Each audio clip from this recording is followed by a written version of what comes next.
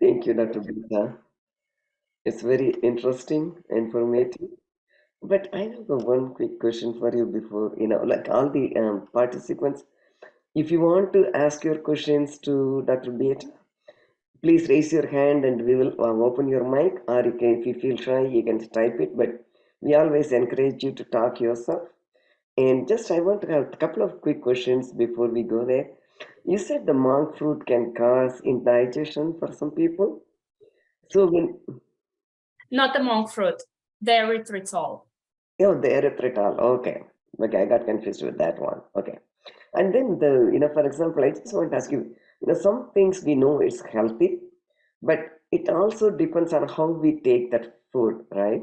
For example, the moringa leaves, we usually just, saute it in a fat, either ghee or, peanut oil or sesame oil, and then eat it. But now everybody thinks moringa is so super powder, and they process it, they make it into powder. When you powder, the lot of oxidation happens and lot of nutrients are lost because they're stored for a longer time. And then they're putting in a boiling water and drinking as moringa tea. In our language, there's a proverb that says you can kill moringa like you what do you say like you don't get any nutrition if you overcook moringa. So how do we, like we get the information from other cultures, oh, this is good for them, they used it for this, but we don't get the complete information. We don't get the complete information how they used it, how it's beneficial. How do common people can get the information? For example, if somebody wants to use moringa in their chocolate, but they have to use it the right way. Thank you, Andal. This is a fantastic question and very important one. So there is a balance, and the balance we need to understand. A lot of the plant-based superfoods or supplements that we can use in the chocolate, we need to understand what would be remain once we add that to the chocolate. So, for example, to your point, something like turmeric, which people like to, it got very popular at some point, and people go and buy it in the pill forms and then just chase it with water, and they expect to do something for their body. It doesn't work. Why? Because a lot of those plant-based molecules are actually fat soluble, and this is why chocolate would be a fantastic vehicle to deliver it to the body and then get absorbed by the body. It's similar with anything green. So if you talk about spirulina, if you talk about kale, if you talk about anything else, plant-based, chlorophyll-based substances, once they freeze-dried, they are not water soluble. Actually, similar with stevia, what I just said in my lecture, that people want to get green stevia and sweeten coffee with it, and then they are complaining about aftertaste, and then the coffee is not sweet, but aftertaste is horrible, and kind of all those different things, is because a lot of plant-based substances, they're not, they don't dissolve well in water, but at the same time, they dissolve fantastically well in chocolate. So now, as a chocolate equipment manufacturer, like on the Mellinger, the temperature gets to about 52, 54 degrees Celsius when the stones are rotating and going, and the chocolate is being crushed. So anything above 42 degrees will destroy vitamin C and a lot of other vitamins. But actually, there is a huge body of research, and I'm happy to share the information with you because it was news to me as well. And even as a scientist, being a chocolatier, I learned a lot that some of those phytomolecules, the actual beneficial molecules of the plant, they are enhanced by the temperature rather than being suppressed. So yes, you destroy the vitamins, but everything else, those flavonoids, those other anti-inflammatory components, especially, I use broccoli and kale and cruciferous vegetables a lot because of the presence of a molecule called sulforaphane, and sulforaphane has been tried in over 170 clinical trials for various things and been proven effective. Things like that actually persist and gets more bioavailable with slightly higher temperature. And I don't mean to overcook it to like boiling water. I'm talking about temperature where chocolate is being crushed by the melon. I don't know if that answers your question. But mostly, if you go into any of those supplements and you put that the plant that you mentioned, or ginger, or kale or broccoli, you can put like what would happen with this at this temperature, and Google actually can give you some pretty reliable information, at which temperatures something gets destroyed, or as opposite, more bioavailable. Because keeping the plant-based molecules intact doesn't equate to getting the health benefits from them. Sometimes those molecules need to be slightly crushed and destroyed to actually bring the benefit to the body. Thank you for the clarification. Yeah, anybody else wants to please raise your hand if you want to ask your question? We do have some questions in the chat, Mrs. Balu. I know, but I'm trying to see if they would like to ask their questions, or should we ask for them? So I want to see if the audience are, willing to come up and speak. Okay. I don't bite over the internet. No, see, the interaction makes the presenter better. So please feel free to talk, okay? You're all, from a company, and you have to promote your company in front of strangers. And we are not here strangers. We are your community. We are your supporters. We want you to be successful. So please don't be shy. Just ask your questions. If you think, still you don't want to, open your mic, we can ask the questions for you. But I would just give you one more chance to, raise your hands and ask your questions. Okay. I see two brave people. Yes, indeed. Good. We will come back to the questions in the chat. Okay, so should we come with Thalia, I will open your mic. Thalia, you are, yes, welcome. Hello, I want to say, Beata, you have all my respect and admiration. I tuned in this morning. I didn't expect such a startling surprise as someone who is only speaking to the proven science on every point, and how you've had in such, I'm going to say, short time, assembled all these facts into chocolate. And I just want to tell you, you have my admiration. And of course, you're a wonderful speaker, and I'm enjoying it tremendously. So meanwhile, I'd like to hear a little bit more about your definition of genetic modification you mentioned in the African rootstock or African cultivars, whatever version of that you understand. Great question. So my first graduate degree is in genetic engineering. So for me, genetic modification is anything that is something that has been inserted that not used to be there. And so for the African plants, and I can actually follow up with an article if you care. They've inserted a gene that is making an antibiotic to that specific fungus that's killing the plant. And they really did it because in Africa, the cacao farms are giant, and like they take hundreds of acres, and it's physically impossible to harvest at the right time. But at the same time, it protects a lot more of the harvest, and they have to worry less about going and checking every day. So like when I go on the farms that supply me, I've been to them just this past January.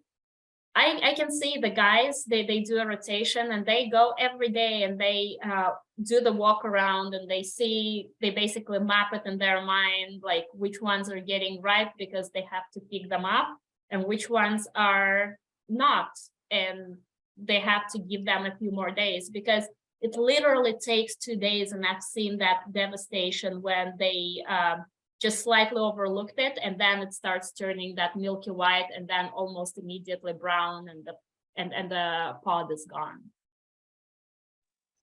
Well, very good. And that insertion of the DNA then is done according to, again, what we understand to be genetic engineering. Yeah, it's done in the seeds, and then the seeds are made to make the the plants, the seedlings, and then they just plant them. Okay, well, that's an eye-opener. Thank you for that information. Thank you for the question. Okay, what I'd like to do, if it's okay, is interject one of the questions from the chat, and then we'll move on to the raised hands. I don't want the folks that put their question in the chat to feel overlooked. So one of the questions is, what is a good source to learn about using natural colorants in cocoa butter? Fantastic question. I literally struggled with that for so long, because when I started experimenting, that's before I formed the company. I just wanted to see that I can do it. And if the person who asked question care to connect with me over social media, I can send them my initial, the pictures of the initial results and how they look like, and they look nothing like what they do now. So I guess the simple answer would be, if you are willing to connect with me, I'll just connect you with all of the resources I found. But I looked high and low, and eventually I just realized that you can buy some organic plant-based coloring, which are fat soluble, on places like Amazon or Wholesaler. And I can give you the company names. I don't know them off the top of my head, but I can send you the pictures of what I use, and then I can tell you in which proportions to dissolve them in which amount of cacao butter. Because so I've been a scientist since I was 14 years old. Back in my country, we could do that. And so for me, everything is an experimental approach. And so I was sitting there until I was getting the intensity that I wanted. But it took hours, and I realized that nobody would, hours, it took weeks, if not months. And as I said, I'm more than willing to show you what my first, second, third batch looked like, and how then it evolved to what it is right now. So whoever asked that question, please reach out to me either over Facebook, Beata Lerman, or over LinkedIn, or any other way you can find me. You can find me on Seamless Treats. There is my email there, and I would be happy to just share what I found, because coloring is one of those important things that I was not willing to compromise on, because there is no safe artificial coloring. And as immunologists, we know that.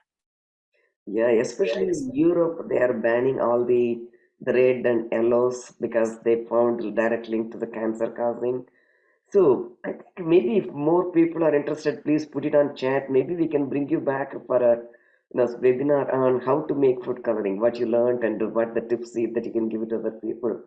I don't know. Maybe that will be, let's see how. We can definitely do that. We can do that from my factory, and maybe I can practically show. It would be more hands-on rather than talking, because, you know, when you talk about coloring, as I said, I've spent weeks first just looking to see if I can find anything, and then just trying to find the good sources of the pigments to do it myself. I think whatever And I'm willing to share that knowledge, just because I care for health, for the healthier world, and this is why I say care. If you do, you'll get those results, because you would be relentlessly looking for the solution. So you were nice, you had time to, spend that much. Unfortunately, a lot of small company owners, they are wearing multiple hats. They may not have time to spend that much. But if you give them some tricks and tips, that might shorten their learning curve, and they can also, and their customers also can benefit from the natural food coloring. So that will be nice. Yeah, absolutely. And this goes back to that exactly knowledge in biochemistry, that the plant-based materials, they're really not very good. They don't dissolve very well in water, but they do dissolve really well in oils. And, this is why, as a chocolate maker, we have this fantastic medium that really we can harness for so many different things. But I'd like Next question. Yes, I'd like to invite Andrew to ask his question. Hello, this is Andrew. Hello. Can you hear me? Yes, welcome, Andrew. Wow, what a pleasure to see everyone. I was busy in life and almost missed this Zoom. And my more than a question is that I grow cacao in Jamaica, and I've been working with my cacao there since 2015, and was having a lot of success using the cacao as what we call cocoa tea. Because with all the spices we have in Jamaica, we're able to, of course, spice up cacao to some nice flavors and teas. But of course, we have to usually go through the chocolate world to introduce cocoa tea to people.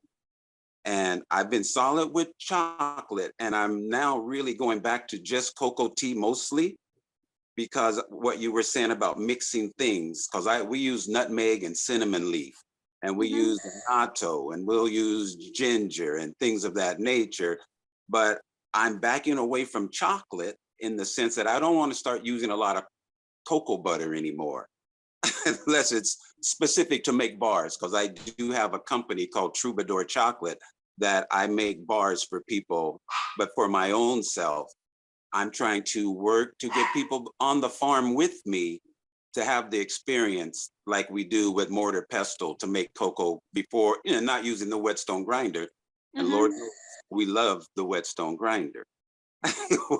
But I'm just looking, and I'm encouraged when you say how cacao gets better with the heat of the stones, because the level of magnesium and anandamide and the theobromine and those other things, it's important to keep those as we use chocolate as a delivery system. And that's what I do.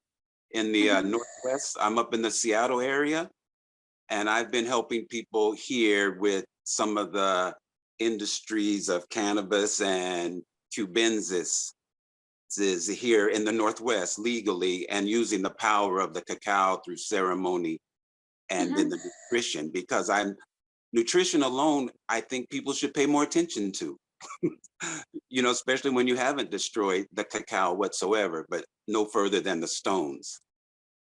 Absolutely. So was that a question, or is it just, I want to just thank you for the encouragement, because since COVID, it's been difficult to get going again. So let me ask you a question. Why do you want to move away from cacao butter? Well, I've been I lived in Mexico for a number of years, and I was in a place where I saw the extraction of the cacao butter from the cacao, the cocoa butter. And I mean, it's a nice thing to do, but when you make chocolate, you have to worry about if it's going to melt or not. Because I'm a chocolatier. I do art with chocolate. But with that, it's like, I'm tired of being concerned with temperature of it melting, not staying in temper, all of that. And I find when I work with just cacao and I do the cocoa tea, you don't worry about heat at all, not so much. And it's ground up. And so I do a really nice cocoa with it, just like that. So I like to do chocolate, but I can't earn a dime with chocolate. But I can. I would say, it's really a niche thing. And, if the cocoa tea is a niche, I can totally see how people in the Northwest would be hooked on that because of all of especially in the cold and flu seasons,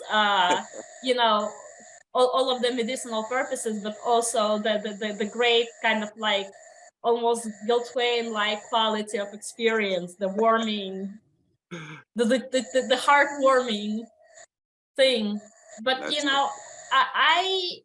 I guess I was concerned with that when I started, and to me, so I was born in Russia, but I've been in the United States for 24 years, so I grew up here in Houston. We have this saying that eyes are scared, but hands are doing.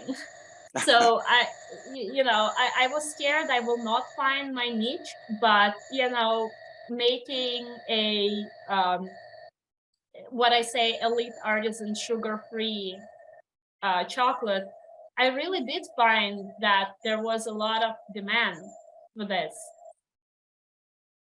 Yeah, that's true. That's true. And it lets me have encouragement for the future because I'm ready to start planting more trees in Jamaica. And I do have people in some grocery stores now that are going to start carrying the cocoa tea. And it's just that the bars that I make, which I love making chocolate. I do love making it, especially my mocha with my Jamaican coffee. I like it. But at the same time, the delivery system in the world of medical is a powerful tool as well. Absolutely. Well, really, I appreciate the time. Thank you.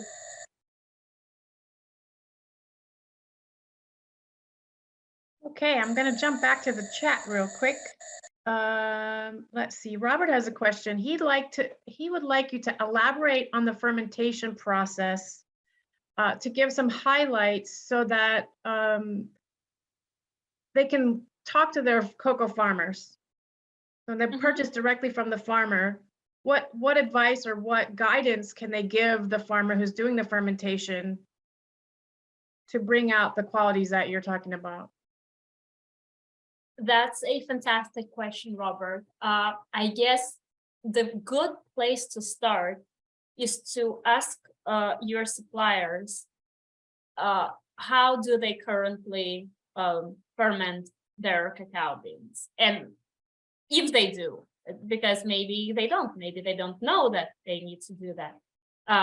Because, my journey kind of started, my journey as an observer and my journey as an observer ended in Costa Rica, and my journey as a chocolatier started in Costa Rica. They already had a process to how they were doing it. And I actually was just in Philippines, and I was in Bohol, where they grow a lot of Filipino cacao trees. And they basically have a very similar process, which I was very impressed in because those two regions don't talk to each other. They take banana leaves, the wild banana from the rainforest. And there's rainforest in the Philippines, in Nicaragua, in Ecuador. These are the places where I get my cacao beans. And there's rainforest in the Philippines. And so they go in the forest and they cut this giant wild banana tree leaves, and all of that microflora that's on those banana leaves gets transferred. It's actually those bacteria what ferments the cacao fruit palm, or cacao, the basically that white fruity pulp into the cacao beans. So normally, if you read about fermentation process, they say it can be as short as 3 days and as long as 7 days. And that really depends on the microbiome, those leaf microbiome species that is present on those banana leaves. And this is why, you know, me being me and coming from the science background, I spent about 10 days on each farm. And we did small batches where we would ferment for 3 days. Really is too short for me, but we did 4 days, 5 days, and 6 days. And then we would dry them in this kind of like right under the sun with the dehumidifiers constantly going. And in those countries, it's very hot, so the drying process takes about 10 more days. And then we roast them by, you know, very standard roast profile, the 18 minutes, the 15 pre-warm, them to at the top heat and then cool down very quickly. And I found that for me, the 6 days for Costa Rican, 5 days for Costa Rican and 6 days for Nicaraguan work the best. For Ecuador, also 5 days. And it may have something to do that it's slightly warmer in Ecuador and Costa Rica than it is in Nicaragua. Nicaragua is slightly north of Costa Rica. And,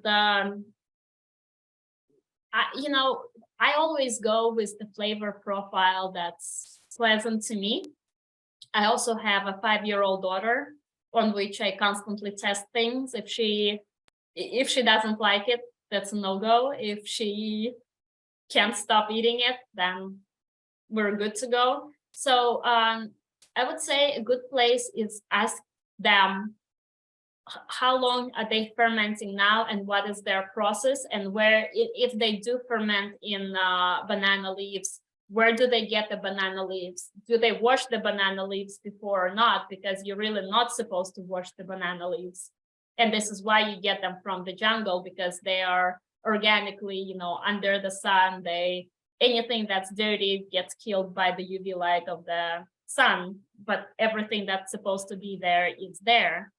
And as I said, once you find that out, if you want to reach out to me and say, okay, this is what they told me their process was, can we change something? Maybe I can give you a better recommendation. Since we're talking about fermentation, I have a couple of questions. You talked about the microbiome and that cocoa or chocolate is a fermented food. By the time it gets to me in the form of the bar, is there still that living culture left in the bar? Is there still something left of that microbiome? So not a living culture, no. But the product, so if you think about like not for like directly fermented foods, like, you know, fermented cabbage or apples or kimchi, you actually, or, you know, there are some fermented milk products that you can eat in some countries. You actually are drinking those bacterial species with the food. And then it's a probiotic. Probiotic means that they are seeding more cultures, more variety through the life culture.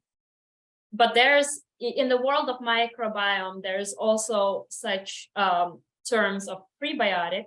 That means creating the soil for that those bacteria to expand in numbers. And then there's such thing as postbiotic. And postbiotic is something that basically maintains the diversity of the gut microbiome.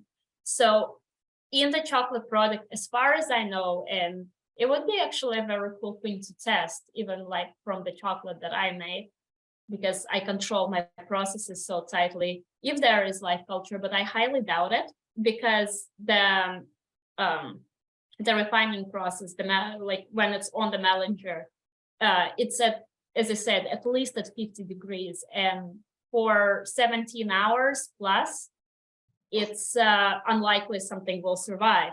But the products of fermentation that can serve both as prebiotic and postbiotic, is still there. So if the cacao beans are properly fermented, then it supports what you already have and then maintains it. Okay. Great, thank you. Yeah, I see a couple of people have been waiting patiently, so we Yep. should let them talk. Yep, Shannon?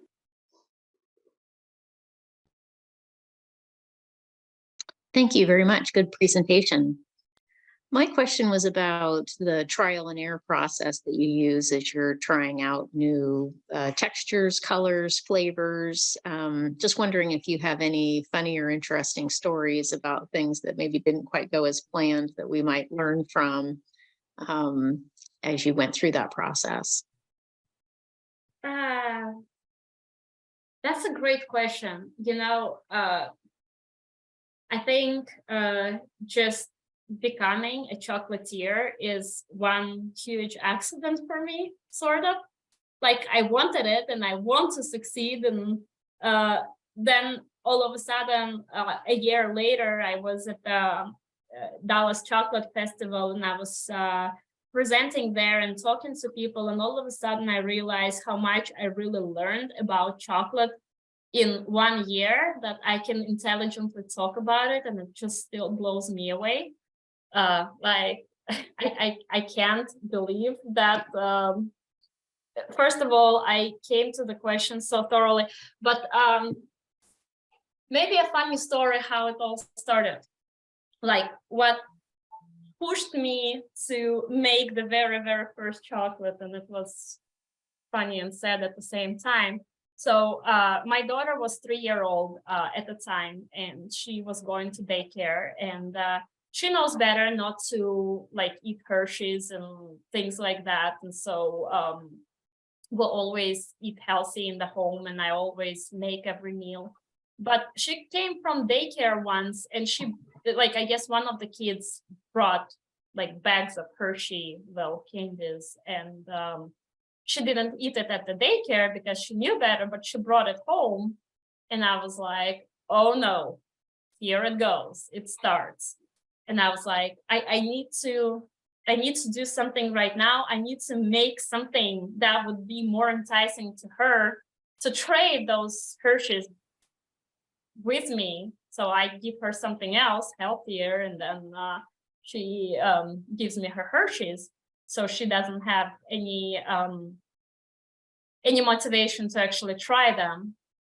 And I wasn't making chocolate yet, but I took some Lily's chocolate that I had at the time, and I had this little pineapple shaped mold, and I was like, oh, I'm gonna just melt this, and I'm gonna make them little chocolate pineapples and trade those for them. And I decided to color them like a pineapple, and I had no idea about anything about coloring or cocoa butter, or that you're not supposed to mix chocolate with water. That was not a concept just yet.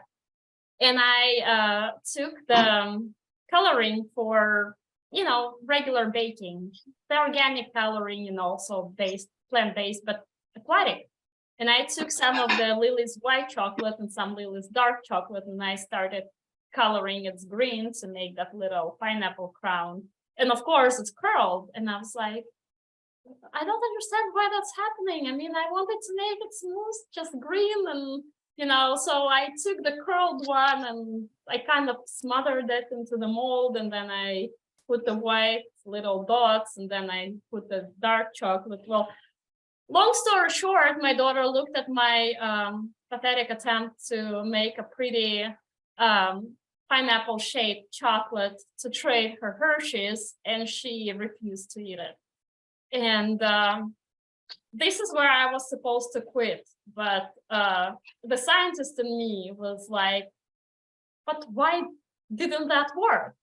And I started reading about chocolate, and that was the point when I learned that you're really not supposed to have any drops of water or anything aquatic around the chocolate, period, because this is exactly what would happen. And that was the very first step on my road to what I have right now. That's a great story. Thank you.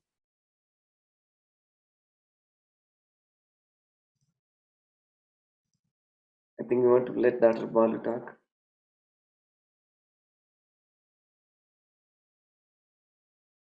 Yep. Dr. Balu, Yes, I'm here. welcome. Can you hear me? Yes. Yes, good. I mean, I have to apologize. I did not have a chance to listen to your talk, the whole talk. Oh, no, I'm sorry. I have some background. It's okay. It's our grandson. He needs his attention, grandpa's attention right now. Sorry. While we wait for Dr. Balu to come Yeah, back there. Oh, yeah, are you we back? talked on Oh. some class, yeah. There is one question in the chat while we wait for Dr. Balu. And I asked Emilio if he wants to talk or.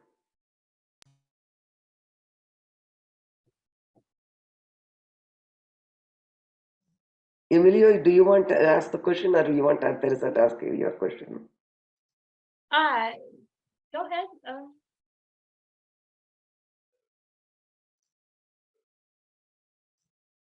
Go ahead, Teresa. Do you hear me?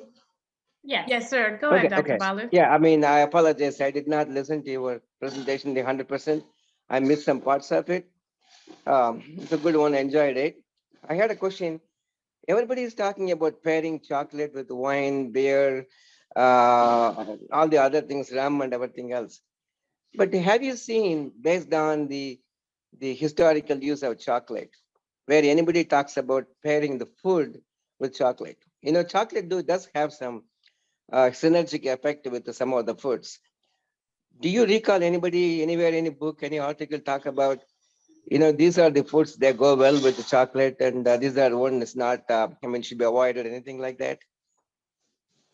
Do you mean go inside the chocolate, meaning being blended into one product? Blending the chocolate into a food where it can have some synergistic effect. Like it's like a cocoa butter. I mean, it does have some the delivery effect. I mean, now you take it with your thing. I mean, it enhances your delivery into your system. Something like that. They talk about the food. These are the good food. They take. I mean, you know, the ancient way of looking at food is a medicine. So, our medicine as a food. I mean, food as a medicine. So, if chocolate has a synergic effect, that can enhance the medicinal value of a food. Do you recall seeing anywhere? So I have not seen it, but, and I may be wrong by an answer I can give you, but intuitively, I would say, for example, it would be very difficult to create a product, for example, mixing chocolate with beer or with wine, for exact same reason that I just gave you my story, the very first story, because that's aquatic based. And so to me, who wants to do minimal processing, I feel like you would have to put some pretty, or the creator of food like that, like blended food like that, would have to put some pretty strong emulsifiers to make it not separate, like, you know, to keep it as one mass. Also, I think what would go well with chocolate just by consistency, well, cheese goes well with the chocolate if you just have them side by side, but if somebody had a crazy idea of merge cheese with chocolate as one product, I think it would be, because cheese is a lot more fat-based than like wine, for example, it would be better. But when you talk about enhancing it as medicine, the great example of it is turmeric, and turmeric is a great supplement for anything, like from anti-cancer to like memory function support. And turmeric actually is fat soluble. So if you take turmeric and you blend it with the chocolate would absorb the unpleasant taste to some people of the turmeric itself, but the turmeric has to be a powder. Yeah, you brought a good example. I mean, if you take a turmeric, and I mean, especially Indian food, I mean, they use a lot of turmeric. Turmeric is considered to be one of the food ingredient rather than medicine. I mean, it's a food ingredient. But when they say when you cook food with the turmeric, we add a little bit of pepper, you get the more benefit out of turmeric than I mean, just eating the turmeric itself. I mean, without pepper. So anything like that, if it's something like a chocolate has that kind of an effect, yeah, it enhances the value, nutritional value of a food. I mean, probably there is no recent study, but if you look at the folklores in the places where cocoa is taken more common, like Mexico and other countries, they may have a, I don't know. I mean, unless somebody had studied the habits of how the ancient people, I mean, not ancient, maybe the people in the earlier days, they have used chocolate in their food. So there is a merit to your statement because, for example, I don't know about Asian people, and they had some observational knowledge which were very valuable, but were lost because they couldn't write it down and really explain why they used it. But for example, I use a lot of, so I use broccoli powder in the chocolate, because the molecule there is sulforaphane, and sulforaphane is very well studied molecule in anti-cancer world, and even like in anti-schizophrenia or autism, it helps. It showed a very promising results in the clinical trial. Well, sulforaphane is activated by an enzyme that's found in mustard. Actually, there are species of the human gut microbiome that also makes that enzyme, but given undernourishment, and we really don't know which people have which species, it's actually not a bad idea to put like that little bit of mustard into the mix with the broccoli to activate the sulforaphane into more active form. So when people eat it in the chocolate, they get all of the immunity support because it has that synergistic effect. That only comes into what's being studied and what activates what. But, you know, I think doing the literature search, which I do on a routine basis, it would definitely enhance like different combinations. And I'm talking about, like, for example, if I put maybe, how much? About 4 grams of broccoli powdered extract per bar. What I need is a pinch of mustard extract to activate all that broccoli powder extract in the chocolate bar.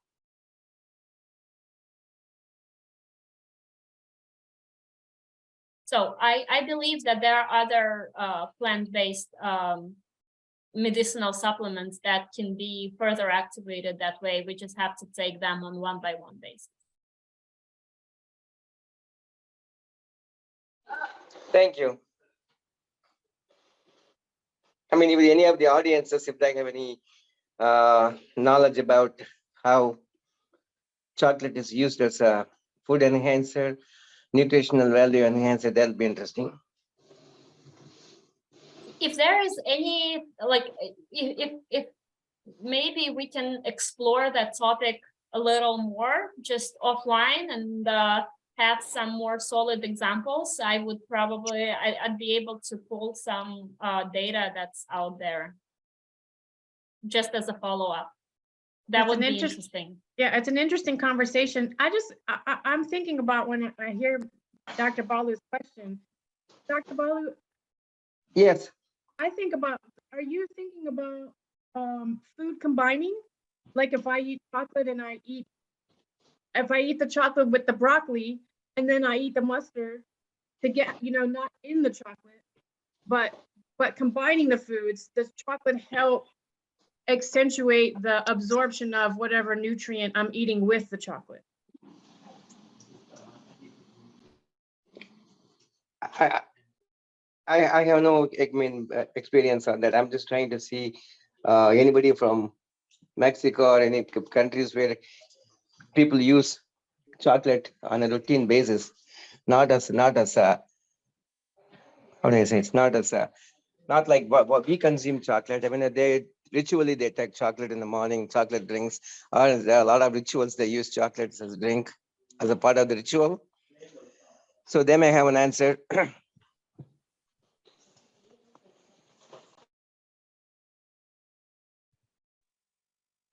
Yeah, I don't think any other comments. Thanks, Dr. Bawu. It's a great question. Thank you. Amelia would like to know about sugarcane. So the sugarcane is very common as a common crop in tropical countries. Do you know a way of using it to sweeten chocolate? Huh. So as far as I know, sugar, from experience from the same Costa Rica, sugarcane is a plant. People chew on it, but what gives it sweetness is the juice, which is being evaporated to form sugar crystal. So as the juice of the sugarcane, the sugar is still dissolved in the water of the juice, which plant is absorbing from the ground. So I don't think you can directly sweeten with the sugarcane juice, even if you like put it through the juicer and extract that, because the chocolate would curl because of the mixing of aquatic and fat interfaces. Just, I don't see how it would be done. Really, but as I said, I've never experimented that because I've started with not using sugar as a sweetener. One thing I did see in Costa Rica before I started my company, the woman on whose farm we were staying and who made the manual process of the chocolate for us, she used coconut sugar instead of just regular sugar. But she basically put it through this grinder, the hand turning grinder, and it had this like large handle. And my husband, who is like very fit, and even he had difficulty turning it. So let alone, I don't know how the just skinny, like older woman did it, but she did it beautifully. So I actually, I don't have an answer for you. I'm sorry. I don't know if it can be sweetened with the sugarcane. Have you seen any like reports on the unprocessed sugar? Like in India, we used to have a lot of sugarcane also, but we use sugar differently. See, the white sugar is the crystal sugar that we are used to in everyday life in here. You say it's not. It was not that easily available when we were growing up. We always used something called a cane sugar, which is like a brownish. You just boil it in the field. They harvest the sugar cane, they take the juice out, and then they just boil the water out, and they make it to like a crude sugar. It'll be like poured in like molds, or it'll be made into balls, or it'll be dried into powder. Okay, so if it is dry, then absolutely it can be used. Yeah. Sorry. The only, like my only concern with the sugar being used as is, even in a natural form, is that it makes the insulin spike, and insulin is the hormone that makes everything absorbed by the body. So it's anabolic hormone, means that every time you have something that raises insulin, your body retains it, and that can like make people gain weight, especially in countries where sedentary lifestyle is prevalent and people are not moving around. Of course, it may not be very prevalent in tropical countries where they have to cover a lot of distances and there isn't a lot of infrastructure. but it's in that case, if it's evaporated, it's just raw. Absolutely, it can be done, and it can be done in the same proportion. I think it's going to be less sweet, but still very pleasant. Like in our Siddha medicine, we use a lot of those the unprocessed sugar because it Yeah. still retains some of these nutrients, whereas the white Yeah. processed sugar is only like sugar crystals. That's Exactly. what else. Yeah, So, no, in that case, absolutely, it can be used. so I think that doesn't affect the insulin that much, I think, but I don't know if there is any scientific paper on it. I don't know. I haven't read because I, my thing was so I actually my lifestyle is on a very limited amount of carbohydrates. So I live on a ketogenic lifestyle. I've been on it for last 4 years. It's worked for me. It doesn't work for everybody, but for me, it's the easiest way to put zero effort into maintain my weight and not cut or limit myself with any food consumption. So my problem when I started making chocolate, initially I started making it for myself because when I realized that I can make chocolate and then it's interesting to me, I thought, oh, well, I can solve my own deficiency because there's nothing really I can buy in the store that would be keto friendly and clean at the same time. And so I could make it clean for myself. And that's where it started. It was later where I started to take my chocolates to friends as gifts and parties. They started saying, oh, you should do it full time. You should open a company about it. This is great. It tastes great. People are losing weight on your chocolate, and you should do it. And I was still in biomedical industry at the time, and I was like, yeah, maybe I'll retire and I'll start making chocolate as a profession. And then COVID came, and my own job was getting increasingly unsatisfying, and it became my escape. And I guess retirement from the scientific or biomedical industry came early. I see another question that any experiments with natural additives that didn't work because color, texture, taste. I'm gonna answer that question for Shannon. Actually, so you know how I talked about green stevia, and then it goes great into chocolate. The only chocolate that it doesn't go great into is white chocolate. And I also make white chocolate. I have pieces that are made out of white chocolate. Do not use green stevia in white chocolate. It looks horrible. Texture has never been a problem because when we talk about melangers, and I have melangers that Ms. Balu showed in her little timeline. I have exact same one. It grinds things down to about 15 microns. So when you, basically the way I process my chocolate is I put the cacao beans first and they stay there for several hours. Then I add the sweetener and then it stays there for a couple more hours. And then I add all of my powders. And my refining process is anywhere between 24 and 36 hours. So some people do it 17. For me, 17 is too little.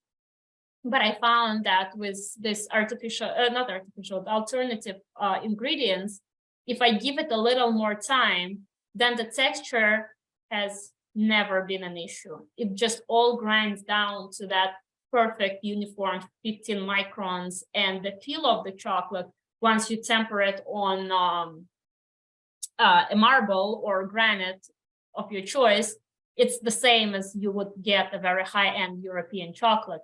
But the color, so the only chocolate that I would use, the extracted steviol glycosides, which I get from India because they have a very good process for it. And I always ask my suppliers for which process they use, because I don't want any like harsh chemicals to be used for extraction of those molecules, because it's also a detriment to health.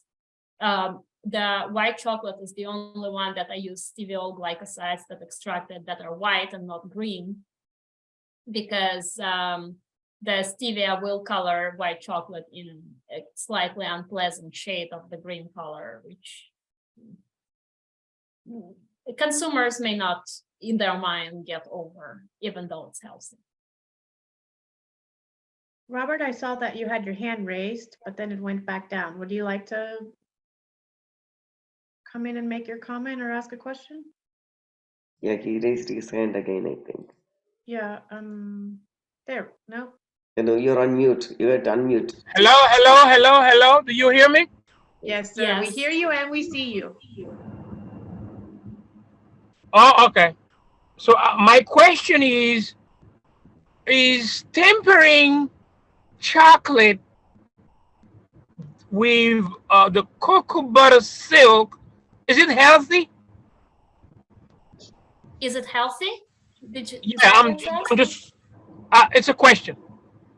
Yeah, Is it healthy? it's not unhealthy. So I temper with cocoa butter silk occasionally when I make small batches. I also make my own cocoa butter silk. So I use my cocoa butter and I use the sous vide. And I basically what I do is I have a pot that's closed and I put the sous vide in and I set the temperature and then I tightly close the jar and it stays there. Yeah. Good point. I got it too. If you know the origin of your cocoa butter and you're sure it's a healthy cocoa butter, then silk is just putting the crystals in the right form to not require you to do all of the elaborate process on a slab. So yeah, it's absolutely fine. It's actually very easy and it gives you better results because you always get that type 5 beta crystals that you want. And it just saves a lot of grief. Okay, thank you. Thank you for your question.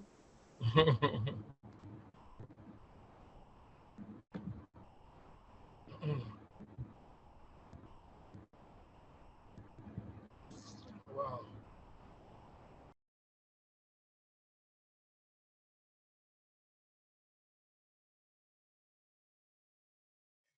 I think. Anybody else? You have any questions? I think that those were all really fantastic questions. I think that there is a lot of potential for more follow-up. And yeah, if people are interested in a virtual workshop on coloring, that would be an incredibly interesting thing to do. I don't have a question, I just have a comment. I'm blown away and I'm excited about the prospect that you can put all of the necessary greens into chocolate so that I don't have to eat kale, broccoli, all of those things. So many of them, you have to eat it. That's a lot. You have to eat a lot in a day to get the nutrients that you need. If you can just put that in a couple bonbons, I'm so excited. I can't wait. That concept alone could transform the craft chocolate industry. If you can convince moms that your kid only has to eat a square of craft chocolate and they will get all the broccoli and green beans they need. And well, actually, moms don't need the convincing. So when we introduced the broccoli chocolate on South by Southwest, we came there as basically exhibitors. We were nobody knew about us. And within 6 hours of us having that booth and people were coming out and we were filming the raw reactions and the organizers were filming, we were invited to every VIP party that week. So we were planning to be there only for 2 days, and then we had to stay there for like, I think 6 days for the entire festival because everybody wanted to talk to us. We actually have a pretty huge wait list for that chocolate bars because we could show them that they could have this 30-gram little mini bar of chocolate. They can give it to their kids. It's sugar-free, so kids do not become crazy. They don't start bouncing off the walls, and it's been tested actually on my kid and about a dozen of her friends. So we've given the 3 to 7-year-olds about 10 candies at night before they went to bed, and they went straight to bed, all of them. And it was like, my punchline was that always is like, try doing that with a regular chocolate. But we actually have a wait list, and I think the release time for that is mid-December. We're working on packaging right now. So Wow. check back with me in about 6 weeks. Yeah, we would like to try some samples when it's ready. Yeah, we will be ordering it, Yeah. Yes, I'll put you on the list. yes. And if you ever need any grown kid testers, I'm available. We will need testers. In addition, we're not just gonna do the salad and the chocolate bar, for which I was dubbed Willy Wonka because people thought it was magic, that they could eat a chocolate bar and that would be a salad, which was funny. But we're also doing like the herbs that promote relaxation and sleep. So we are making a sleep bar, like something that you can have before bed and enhance the quality and actually the time, like decrease the time when you would fall asleep. Because there is a research on herbs that enhances sleep and actually enhances the quality of sleep. What I mean by that is you need less hours to be fully recharged and refreshed. And we've done the research on that. So I'm not just the CEO of Sinless Treats, I'm also a chief scientific officer of a company called Revagreen. And it's a microgreen company. And so I'm fully in charge of the entire science of the whole another biotech food startup. And we actually did the research and the work and the groundwork for all of these different health benefits. And we have currently a pill supplement for enhancing sleep and, promoting relaxation. But we are planning to put it into the chocolate form. So, somebody can have a piece of dessert after dinner and about 40 minutes time, they would already be unwound and ready for bed, and like the screens will not affect them all that much. Thank you. So we're actually beta testing it right now. It sounds amazing. Yeah. Which is why I say like chocolate is a really, really great and powerful tool that all people that are on this webinar who is making their own chocolate have in their hands. And the possibilities are really endless. And also possibilities for collaborations.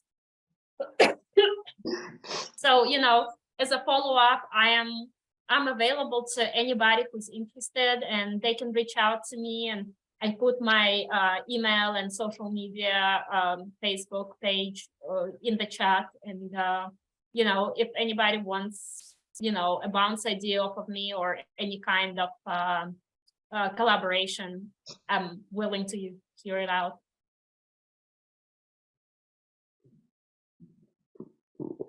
Anything else, Teresa? I think 5 more minutes. Can we? Yep, 5 more minutes. So this is your last chance to ask a question. In the meantime, I also would like if all of you can put how you like the webinar and one takeaway from today's webinar. It'll be nice.